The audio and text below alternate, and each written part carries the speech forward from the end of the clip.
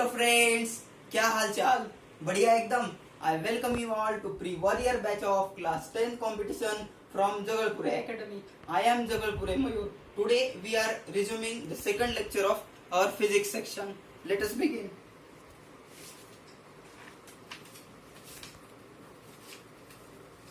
Let us start with 13th question. We have done 12 questions in our previous class. If you haven't watched that video, then please do watch it. Now 13th question you can see on your screen. It is given that inside the magnet the field lines run. Option A is from south pole to north pole. Option B is away from north pole.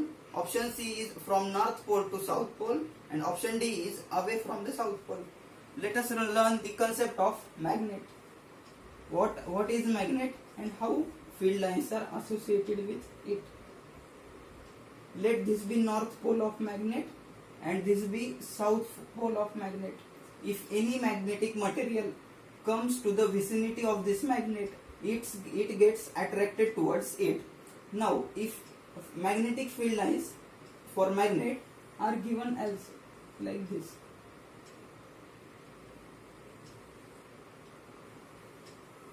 Magnetic field lines form complete loop, and no two magnetic field lines intersect each other. The reason that the two magnetic field lines never intersect each other is that the direction of magnetic field lines is given by tangent to this curve, and at any particular point there cannot be two tangents if they intersect. Now magnetic field lines in the outside region they move from north to south, and in inside magnet they go from south to north. Outside region they go from north to south, and inside region they go from south to north. So answer for this question should be from south pole to north pole, and it is given in option A.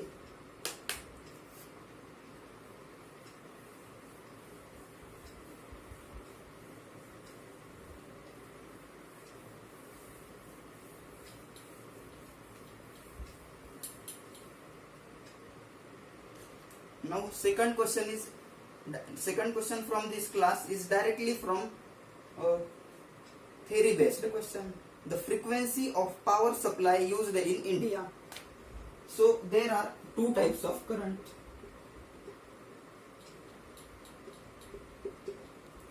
Type 1 is direct current.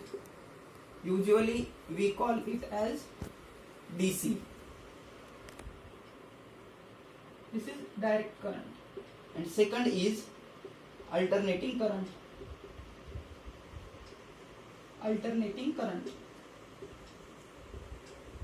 Now what is the difference between direct current and alternating current? Now let me explain. If there is circuit and resistance is there, and this is cell is connected to resistance. Now here is plus polarity and here it is minus polarity. Now polarity of this cell is constant if it is direct current. For direct current, polarity of EMF source is same. But now in case of alternating current, the polarity gets reversed in specific interval of time. At any certain time, suppose at t is equals to 0, suppose polarity is like this, then at t is equals to any other time, this polarity may get reversed.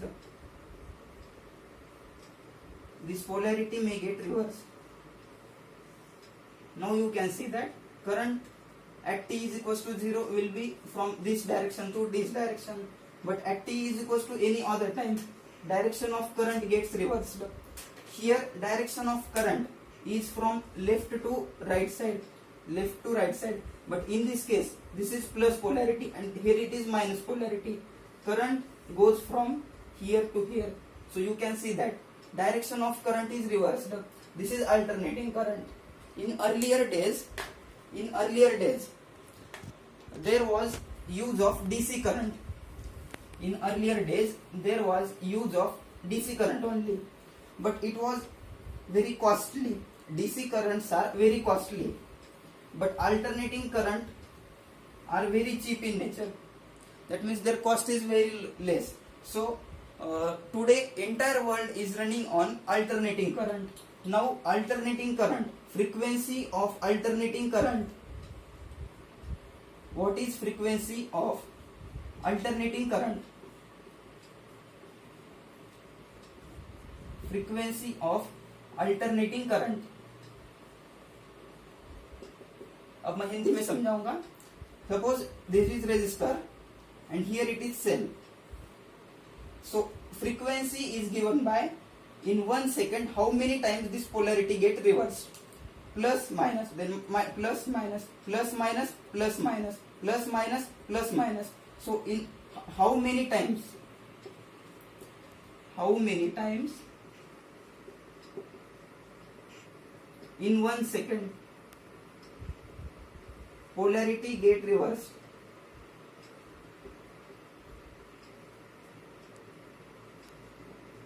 Polarity gets reversed. This number is called as frequency of alternating current.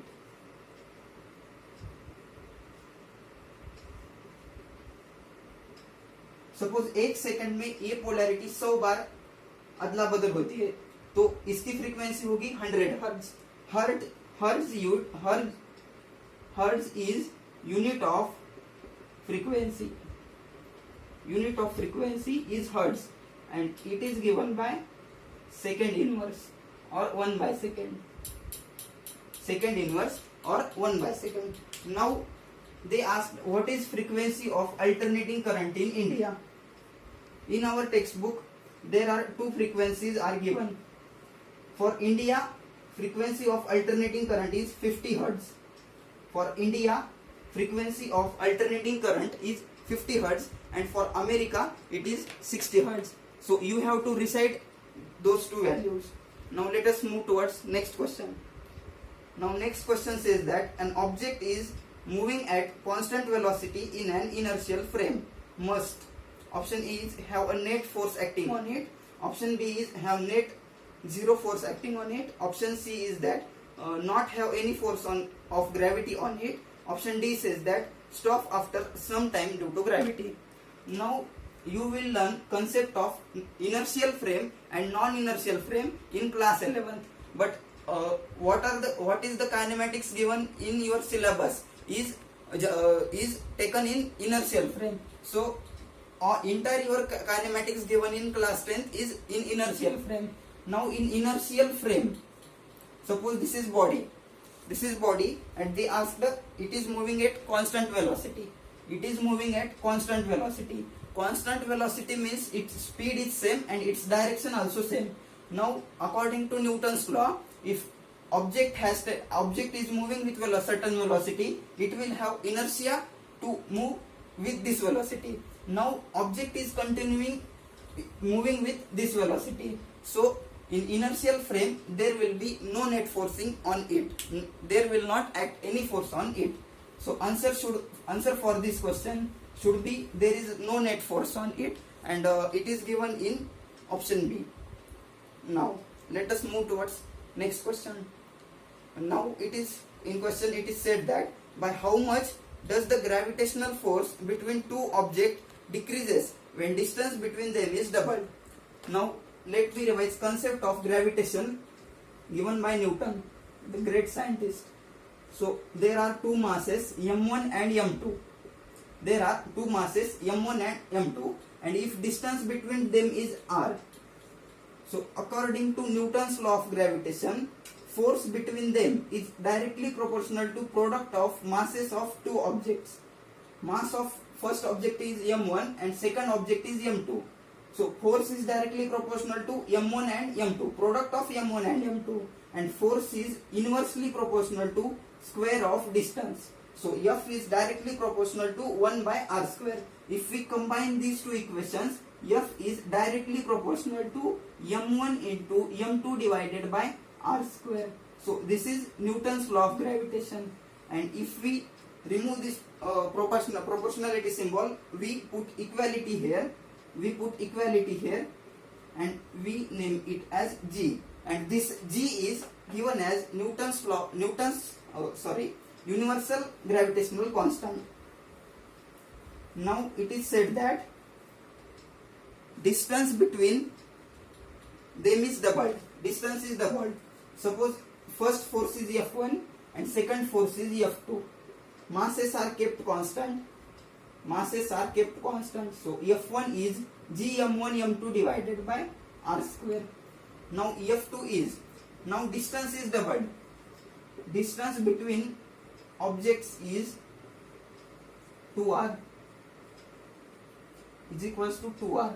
So force will be G into m1 into m2 divided by 2r whole square.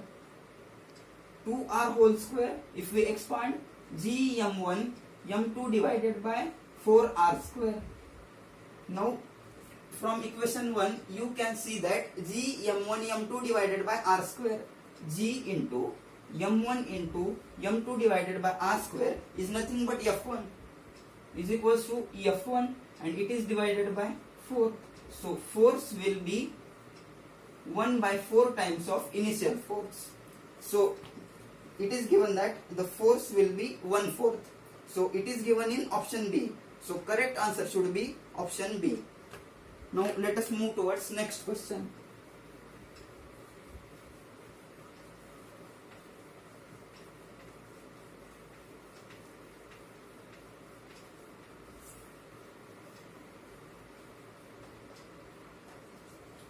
Now next question says that a ball is moving in circle at a fixed speed.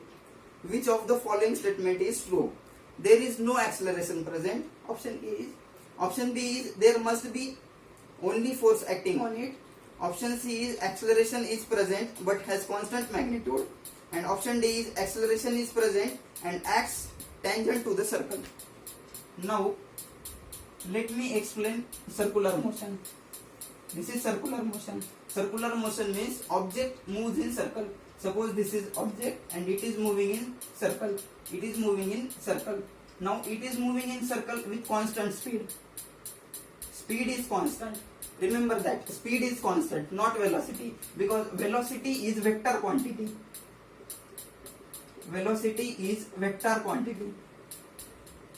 Since it is vector quantity, it has magnitude as well as direction.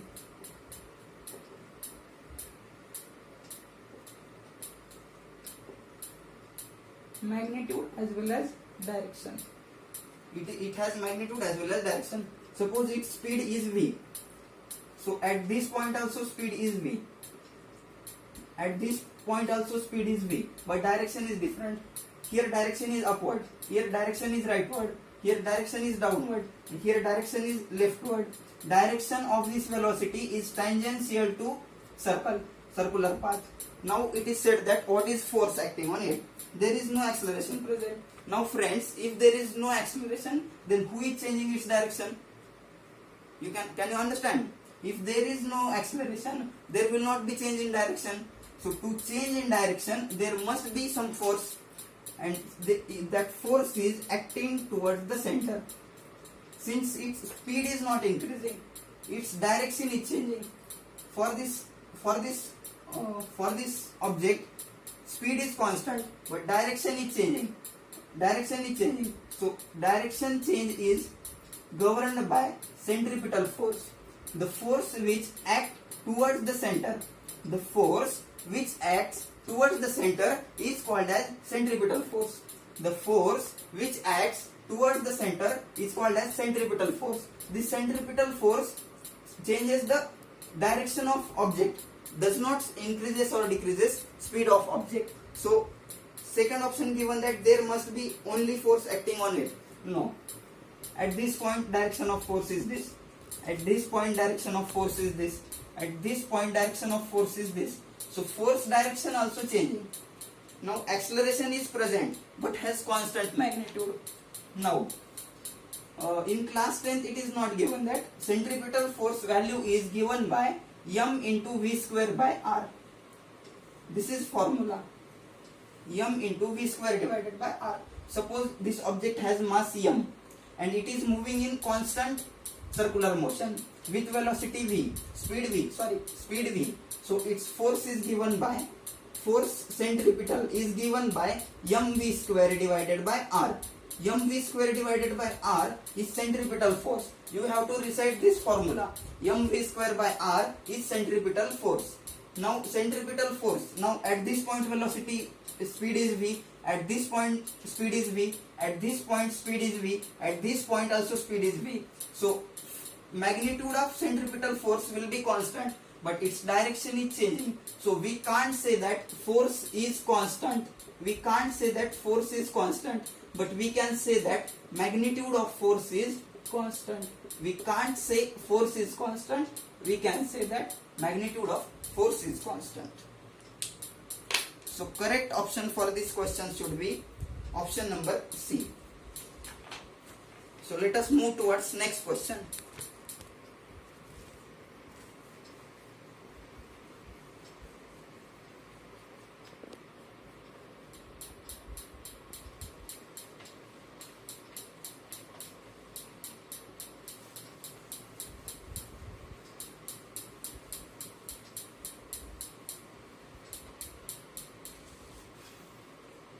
Now next question says that when an object is released freely from certain height from the ground without applying any external force, then the object, no, suppose this is tower, this is tall building and you are standing on this building. You dropped one ball. Now this is ground. The ground is nothing but earth. Now earth applies gravitational force on it. F applies gravitational force on it, and this force is mass of that body. Suppose this body has mass m. This force is given by mass of that body into gravitational acceleration. Acceleration due to gravity. G is called as acceleration due to gravity. Acceleration due to gravity.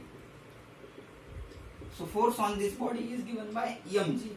Now options are simple, very simple.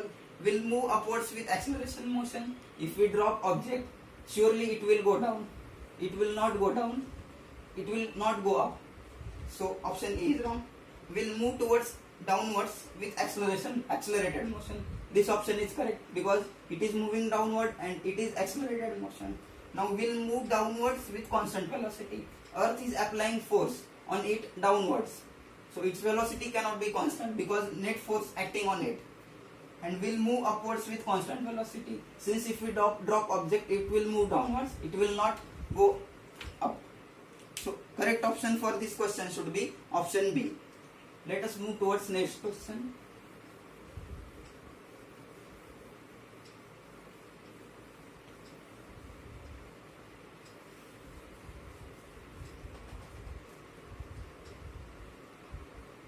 Next question is ambiguous question. For a 1 kg mass, velocity time graph is shown. Then which of the following is true? Let me draw graph.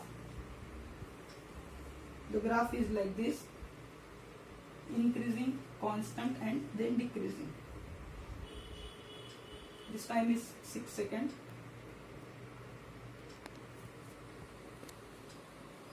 This time is 14 seconds. And this time is 20 seconds. It has gained velocity 8 meter per second. 8 meter per second. A, B, C, D. A, B, C, D. Now let me read option. Option A says that force between A and B is not equal to force between C and D. Option B says that force between A and B is equals to force between C and D. Option C that says that force between B and C is 1 and data is insufficient to calculate. Now, acceleration is change in velocity divided by time. Change in velocity divided by time. So in this period A to B, velocity is changing from 0 to 8. 0 to 8. So change is 8 minus 0 divided by 6 seconds. So acceleration is 8 divided by 6. So force will be mass of this object into 8. Mass of this object into 8 by 6. So 4m by 3. Velocity is increasing. Now in this case, initial velocity is 8 meter per second, and final velocity is 0 meter per second. Final velocity is 0 meter per second. Now here acceleration will be, here it is not acceleration, the body is decelerating. So decelerating means negative of acceleration. Decelerating means decreasing speed. So acceleration will be 0 minus 8 divided by 6. It will be minus 8 by 6. Now force will be minus 8m by 6. Now in this case force is positive since acceleration is positive. In this case force is negative since it is decelerating. So force will be minus 4m by 3. Minus 4m by 3. Now they have given option that force between A and B is not equals to force between C and D, and force between A and B is equals to force between C and D. Now FAB is positive, FCD is negative, but magnitude of FAB, if we take magnitude, then its direction directly its direction will be cancelled and we will consider with its magnitude only. FAB is equals to FCD is equals to 4m by 3. Its magnitude is 4m by 3. Now if they ask the magnitude, then answer will be, there will be a force of AB is equals to force of CD. If they ask the direction also, if they are considering direction also, force between AB is equals to force between CD. But some students will think that they have asked the magnitude only. They have asked magnitude only, and some will think that they have considered magnitude plus direction. So they didn't mention clearly what is to do. So according to me, either A or B. According to me, either A or B. They should correctly mention. So we have to take magnitude and direction, or we have to take magnitude only. So accurate answer for this will be A or B. But according to me, if we have to choose one answer between them, I would prefer this answer. FAB is not equal to FCD. I would prefer this answer because direction of force is negative in case of CD and direction of force is positive in case of AB. Since it is accelerating motion and here it is decelerating motion, force will be same. Magnitude of force will be same, but it is accelerating body and it is decelerating body. So its sign will be opposite sign. So let us move towards next question. Those who have chosen answer A, they are also correct, and those who have chosen answer B, they are also correct.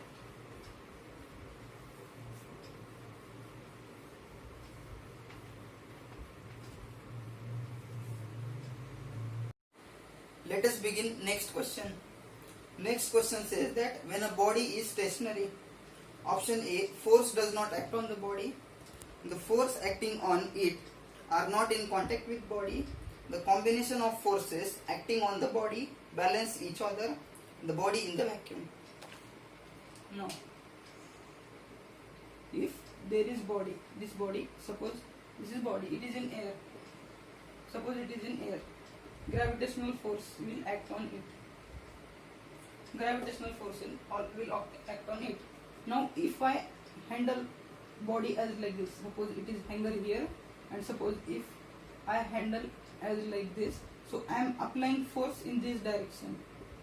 So if I apply F is equals to mg force, if I apply F is equals to mg force, then body will remain at rest.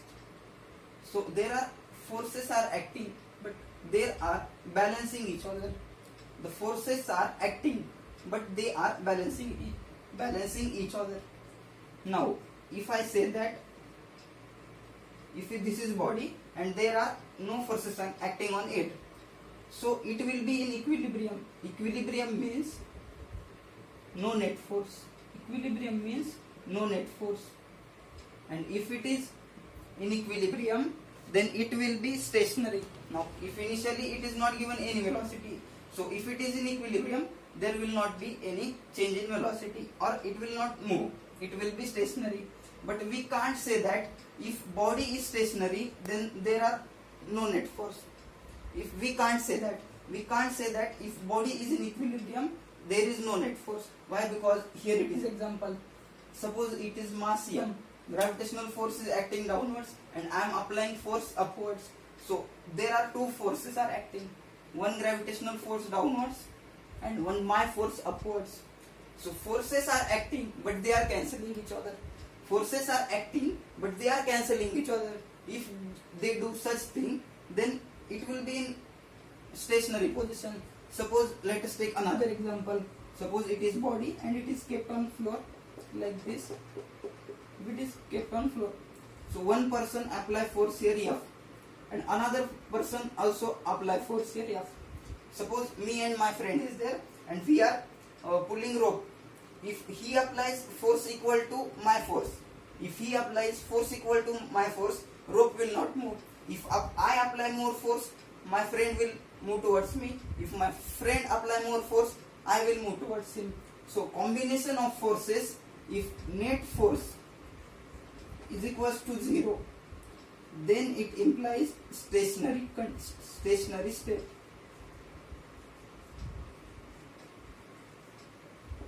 But we can't say that if it is body stationary, no net forces are acting on it. If we can say that if no net forces are acting on it, body will be stationary. But it is not compulsory that if body is stationary, no net forces or no forces are acting on it. It is not compulsory. Now, let us move towards next question. Next question says that which is incorrect statement among the following?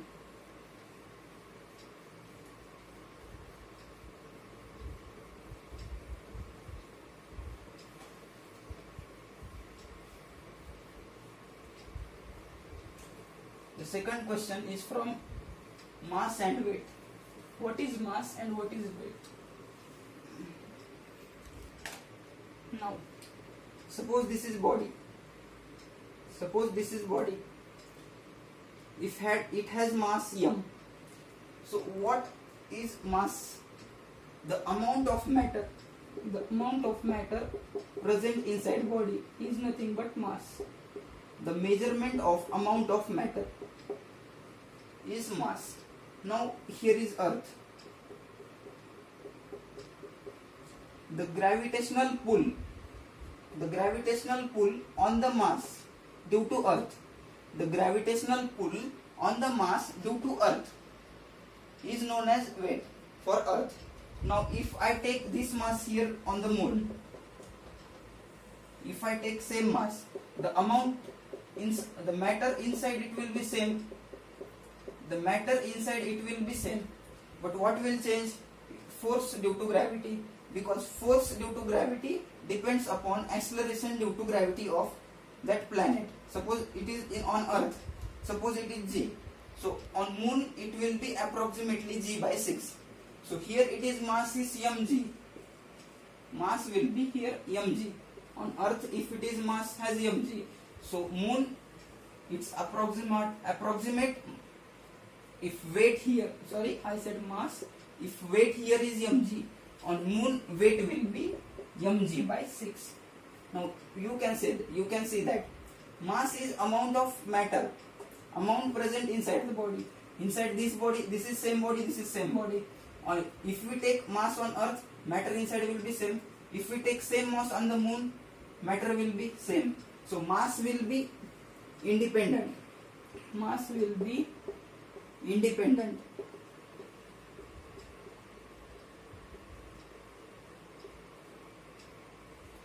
weight will be depending upon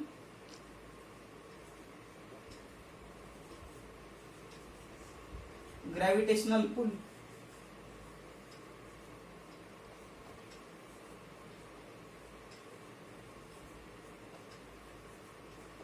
Gravitational pull of moon is less, 6 times less than earth. So here weight will be different, here weight will be different. If person weighs 60 kg on earth, 60 kilogram weight on earth. If person weighs 60 kilogram weight, kilogram weight is nothing but Newton. So if person weighs 60 Newton on earth, he will be weighing 10 Newton on moon. But person weighing 6 kilogram, kilogram is unit of mass. Unit of mass is kilogram, not Newton. Unit of mass is kilogram, and kilogram is SI unit of mass. SI unit of mass. SI unit of mass will be kilogram. If person weighs 6 kg on, if person has mass 6 kg on earth, so he will be having 6 kg on 6 kg mass on moon also. But if he has 60 Newton weight, 60 Newton weight on earth, he will be having 10 Newton weight on moon. It is approximate data, not exact and accurate. I just explained it to solve the next question.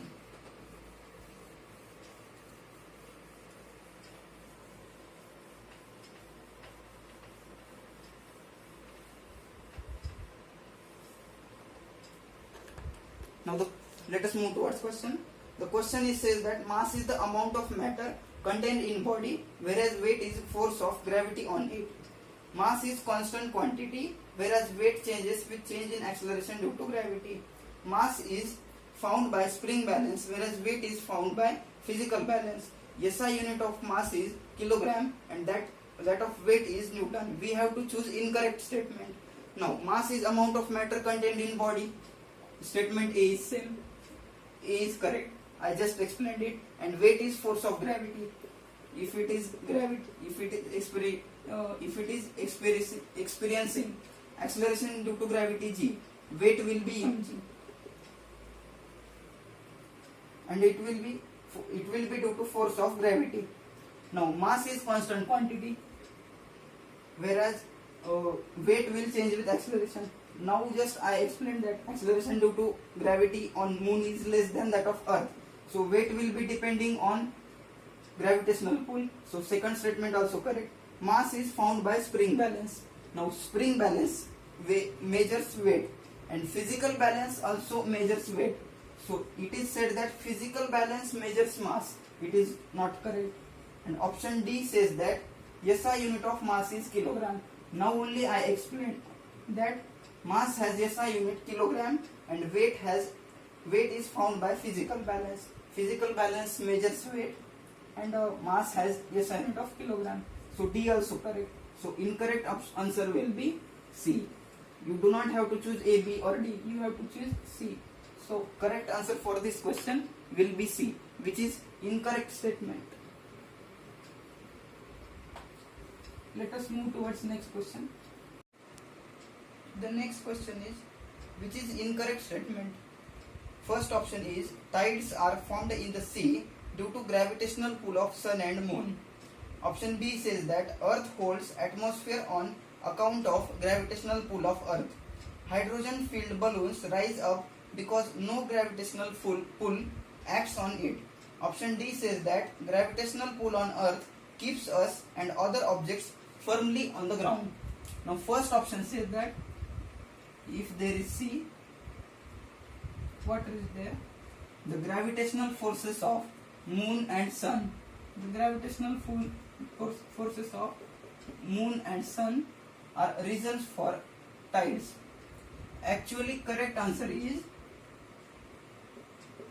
maximum moon contributes towards the tides, but in some cases, by some percentage, sun also contributes in tides. So option A is correct. Now option B says that Earth holds atmosphere on account of gravitational pull. If there is Earth, and here some gases are there, such as hydrogen, helium, such as oxygen is there, nitrogen is there. Maximum Nitrogen is there and oxygen is there. oxygen and nitrogen. These gases experience pull on the Earth. These gases experience pull on the Earth, and hence it is atmosphere on the Earth. But in case of hydrogen, the pull of Earth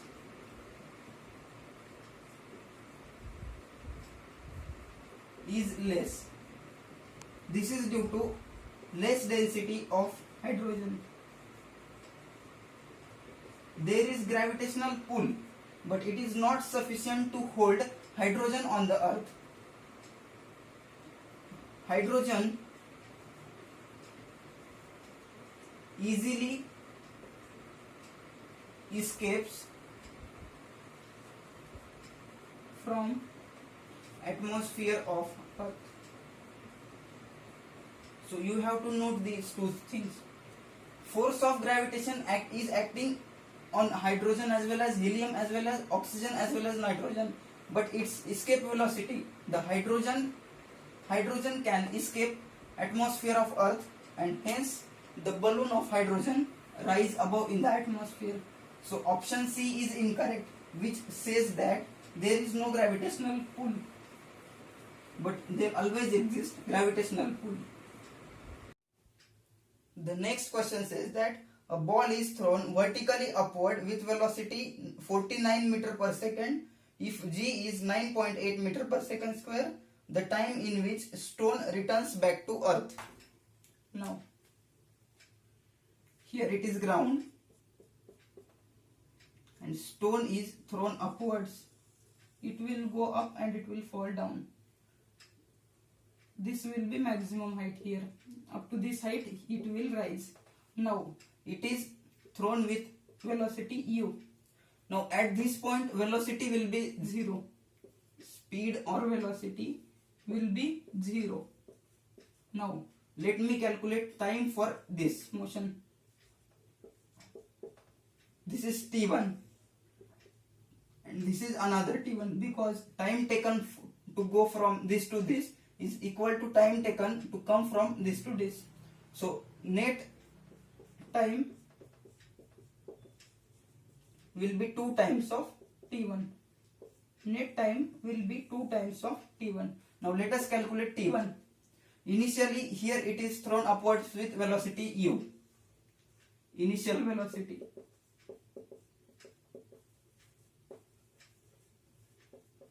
it is in upward Direction. Initial velocity is upward direction. now g is gravitational Acceleration due to gravity 9.8 meter per. second square. It is downward direction. Now, according to equation, v is equals to u plus at. v is equals to u plus at. Final velocity is 0. Let me consider this direction as Positive direction. This direction as positive. direction. Initial velocity is u and u is given 49 meter per Second, u is positive. Now acceleration is negative. Why? Because it is in downward. downward direction. So 9.8 and time is t1 T1 is equals to49 minus 9.8 T1. therefore 9.8 t1 T1 is equals to 49 therefore t1 will will be be 49 divided by 9 0.8 and it will be 5 second. Now we have to find 2t1. Net time we have to find 2 times of t1. T1 is 5 second is equals to 10 second. so net time Time will be 10 second. So it will return to the ground after 10 second. Now let us move towards next question. The next question says that a body weighs 50 Newton. Newton in air. Weight of body in air is 50 Newton.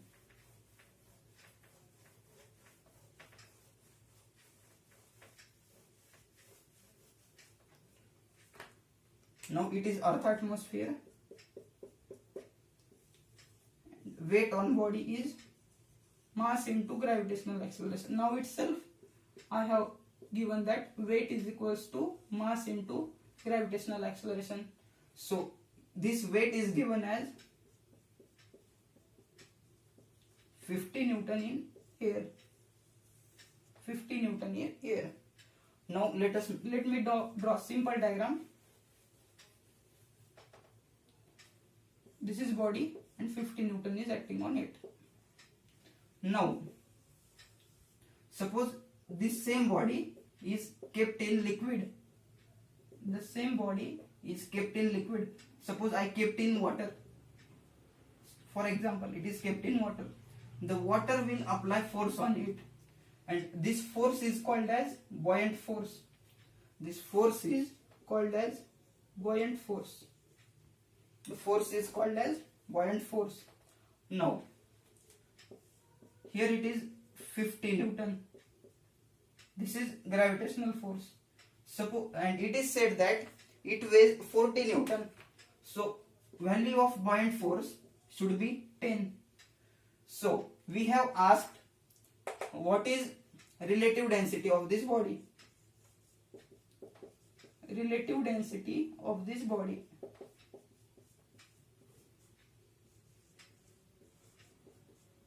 With respect to liquid. Now liquid is there. This value of buoyant force is given as volume of this body. V is volume of this body into rho of liquid. This is density of liquid of density rho liquid. And now gravitational acceleration. Value of buoyant force is given by this formula. Now we have to find rho object divided by rho liquid. Now 50 Newton is equals to V into rho object into G. 50 Newton is V into rho object into G. So I can write it as rho object divided by rho liquid. I will multiply by Vg here, volume into G and volume into G here. But this value is 50 Newton and this value is 10 Newton. So overall value will be rho object divided by rho liquid will be 5. So relative density of this body